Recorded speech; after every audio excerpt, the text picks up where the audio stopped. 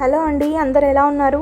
నేను మీకోసం ఈరోజు ఎంతో టేస్టీగా ఉండే ఒక కర్రీ అనేది చూపించబోతున్నాను. ఇది చపాతీలోకి కానీ పూరీలోకి రోటీస్లోకి చాలా బాగుంటుందండి. అదేంటో కాదు, రెస్టారెంట్ స్టైల్లో నేను ఈరోజు మీకోసం దాల్ కర్రీ అనేది ప్రిపేర్ చేస్తున్నాను. దానికోసం మనం ఫస్ట్ ఒక కడాయి పెట్టుకొని దాంట్లో కొంచెం ఆయిల్ వేసుకోవాలి. ఆయిల్ హీట్ అయ్యాక ఆవాలు, జీలకర్ర ఇవన్నీ వేసుకొని కొంచెం ఇవి చిటపటలాడిన తర్వాత మనం దీంట్లోకి ఒక ఆనియన్, ఒక టొమాటో చిన్నగా కట్ చేసుకోవాలండి.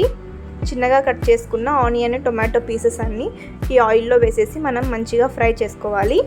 ఇవి ఫ్రై అయ్యేలోపు మన ఇంట్లో పెసరపప్పు ఉంటుంది కదండి, పెసరబ్యాళ్ళు అంటాము, అవి ఒక గ్లాసు ముందే నానబెట్టుకోవాలి. వాటర్లో నానబెట్టుకున్న పెసరపప్పు మనం కుక్కర్లో ఉడికించి పెట్టుకోవాలండి. ఇది మనం పెసరపప్పుతోనే చేస్తున్నామండి. దాల్ కర్రీ అనేది చాలా టేస్టీగా ఉంటుంది. ఇప్పుడు ఆనియన్స్, టొమాటో కొంచెం మగ్గిన తర్వాత దీంట్లోకి మనము కొంచెం పసుపు, తర్వాత కొంచెం సాల్ట్ యాడ్ చేసి ఒకసారి మంచిగా కలిపేసుకోవాలి. ముందే కారం వేస్తే కొంచెం ఘాటు వస్తుందండి, అందుకు నేను ఇవి కొంచెం మగ్గిన తర్వాత నేను దీంట్లో కారం యాడ్ చేస్తున్నాను. ప్రాసెస్ అంతా మనము సిమ్లో పెట్టి చేసుకోవాలి, లేకపోతే కారం అంతా మాడిపోయి మనకి ఇల్లంతా ఘాటు వచ్చేస్తుంది. ఇంకేంటండి విశేషాలు? నా వీడియోస్ మీకు నచ్చుతున్నాయా? ఇవి కొంచెం మగ్గిన తర్వాత మనం దీంట్లోకి కొంచెం అల్లం వెల్లుల్లి పేస్ట్ వేసుకోవాలండి. ఈ కర్రీలోకి అల్లం వెల్లుల్లి పేస్ట్ కంపల్సరీ వేసుకోవాలి. మనం రెస్టారెంట్ స్టైల్లో చేస్తున్నాం కదా, కాబట్టి ఆ ఫ్లేవర్, ఆ టేస్ట్ రావాలి అంటే మనము అల్లం వెల్లుల్లి పేస్ట్ కొంచెం యాడ్ చేసుకోవాలి. అల్లం వెల్లుల్లి పేస్ట్ మంచిగా ఫ్రై అయిన తర్వాత దీంట్లోకి మనము ధనియా పౌడర్ అనేది కొంచెం యాడ్ చేస్తామండి. ఇది చాలా బాగుంటుంది, టేస్ట్గా ఉంటుంది కర్రీ. ఒకసారి మీరు ట్రై చేయండి. కొద్దిసేపు మనము ఇవన్నీ యాడ్ చేసిన తర్వాత ఏదైనా ఒక ప్లేట్ కానీ కవర్ చేసేసి కొద్దిసేపు వదిలేయాలండి.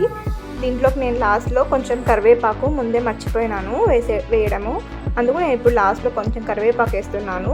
అవన్నీ వేసేసాక కొంచెం మగ్గడానికి కొంచెం మనం టైం ఇవ్వాలి. దీనికి ఒక 5 minutes అట్లా సిమ్లో పెట్టి పక్కనకి వదిలేసేయాలి. అంతలోపల మనము ఒక సైడ్లో అవి పెసరబ్యాళ్ళు ఉడికించి రెడీగా పెట్టుకుంటే మనకి కర్రీ అనేది చాలా తొందరగా అయిపోతుంది. ఇది ఎక్కువ రాజస్థాన్ ఆ సైడ్ చేసుకుంటారండి ఈ కర్రీ, దాల్ కర్రీ అంటారు. మన సైడ్ చాలా తక్కువ. ఇవన్నీ మగ్గిన తర్వాత ఇంతకుముందు ఉడకపెట్టుకున్న ఈ పెసరపప్పు ఉంటుంది కదండి, ఇదంతా ఈ కడాయిలోకి వేసేసి మంచిగా ఇది ఒకసారి కలిపేసుకోవాలి. ఎక్కడ లమ్స్ అన్నీ లేకోకుండా మంచిగా మిక్స్ చేసేసుకోవాలి. అప్పుడే మనకి మసాలాస్ అంతా ఈ పప్పులో అంతా మిక్స్ అయిపోయి మనకి టేస్ట్ అనేది మంచిగా ఉంటుంది. ఇది కూడా మనము సిమ్లో పెట్టుకోవాలండి, లేకపోతే ఇది సరిగా ఉడకదు. పెసరపప్పు అనేది ఈ కర్రీలో ఉడికితేనే ఇది మనకు మంచి టేస్ట్ అనేది వస్తుంది. మేమైతే ఇది చపాతీలోకి చేసుకుంటామండి ఎప్పుడు. చాలా బాగుంటుంది టేస్ట్ అయితే. మనము ఆ రాజస్థాన్ స్టైల్లో ఇదొక్క కర్రీ ఒకసారి మీరు ట్రై చేయండి. ఎప్పుడు ఇదే తినాలనిపిస్తుంది, అంత బాగుంటుంది, యమ్మీగా ఉంటుంది. పెసరపప్పు బాడీకి కూడా కూలింగ్ ఎఫెక్ట్ ఉంటుందండి, చలవ చేస్తుంది, చాలా మంచిది. ఇది అన్నీ కలిపేసుకున్నాక మనము వాటర్ కన్సిస్టెన్సీని బట్టి వాటర్ కొంచెం యాడ్ చేసుకొని ఉడికించుకోవాలి. లాస్ట్లో ఇది సీక్రెట్ అండి, దీంట్లోకి మనము కట్ చేసుకున్న పచ్చిమిర్చి లాస్ట్లో వేయాలండి. ఈ పచ్చిమిర్చినే ఈ కర్రీకి మంచి టేస్ట్, ఫ్లేవర్ అనేది ఇస్తుంది. పచ్చిమిర్చి వేసేసుకొని లాస్ట్లో మనం కట్ చేసుకున్న కొత్తిమీర వేసేసుకుంటే ఎంతో టేస్టీ దాల్ కర్రీ అనేది రెడీ అయిపోతుంది రెస్టారెంట్ స్టైల్లో. లైక్ చేయండి, షేర్ చేయండి, నా ఛానల్ని సబ్స్క్రైబ్ చేయండి, బెల్ ఐకాన్ క్లిక్ చేస్తే మీకు నోటిఫికేషన్స్ వస్తాయి. Thank you.